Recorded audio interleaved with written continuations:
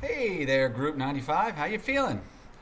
I'm not sure where in your training you'll be when you see this, but I imagine you either have, at some point in your journey so far, felt very overwhelmed, or maybe you're currently feeling very overwhelmed, or maybe in the future you're definitely going to feel overwhelmed a little bit, or maybe all three of those. So I think that's very normal and probably inevitable, I hate to tell you.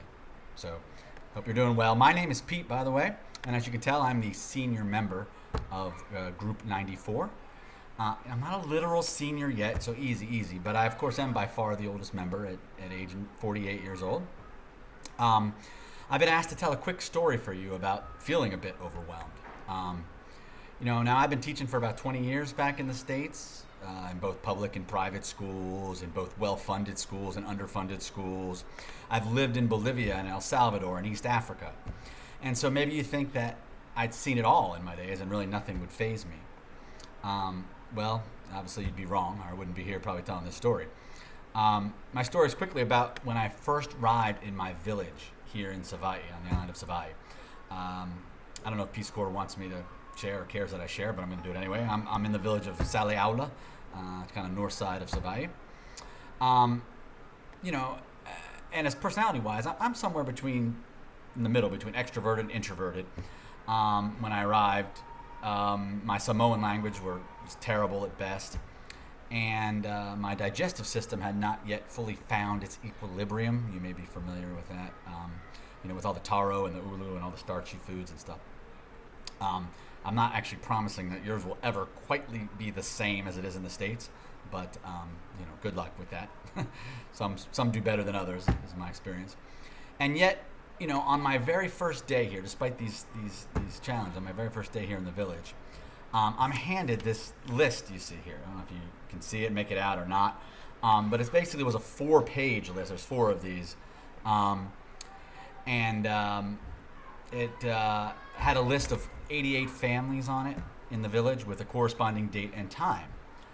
Anybody want to guess what it was?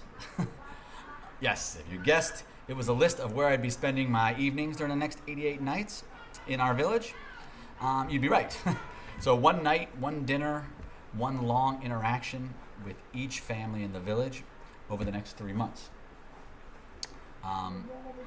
For those of you that say, "Oh wow, that sounds great, Pete," you're going to be very successful here, but also screw you a little bit, because it did not sound great in my first night that I got here.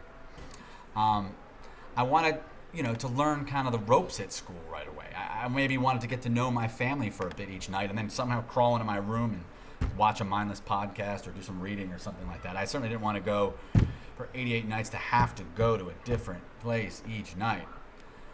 But I really didn't have a choice. They were like, "Here you go, this is what you're doing."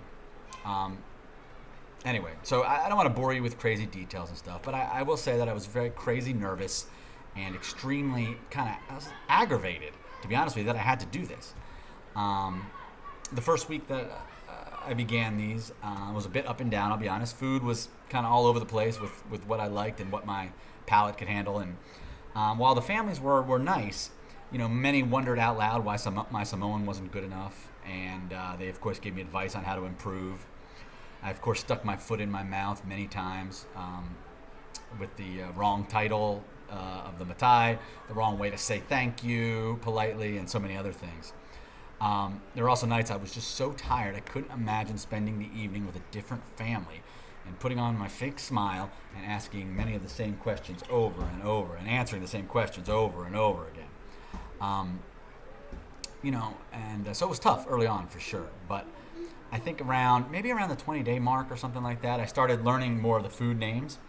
I learned all the fa'aloalo terms, the polite ways to say things. The names of the houses and the villagers I started to learn, and began to talk to the families about the school and about their children and their parents and about the village and about their church and about what they thought could be improved about all of those things. We laughed at my mistakes, and they were generous beyond belief with their food and kindness.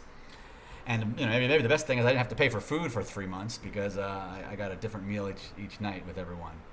The stipend that we get is somehow simultaneous, both plenty of money and runs out so quickly. So I don't know how that happens. Good luck with you guys figuring that out. I won't pretend that it was perfect, and I had some digestive issues after eating a few times, and many communication issues that stung my ego, some biting comments they would make. And some nights I kind of had to just fake my way through it, obviously, with a fake smile and the same thing. But I will say that looking back at it now, how much more good came out of it than bad. And I kind of think that's what we're all shooting for here in Samoa, right? Maybe also in life, that's what we're shooting for. So, anyway, just a quick story. I just wanted to let you know, hang in there, Group 95. Ups and downs come faster here, it feels like, than they do at home. And so you'll have plenty of both. Be prepared. I wish you the best, and I think things will surprise you. I think you'll be surprised about a lot of stuff. So, good luck. Best wishes. We'll see you when you're done. And your training, I mean. And take care of yourselves.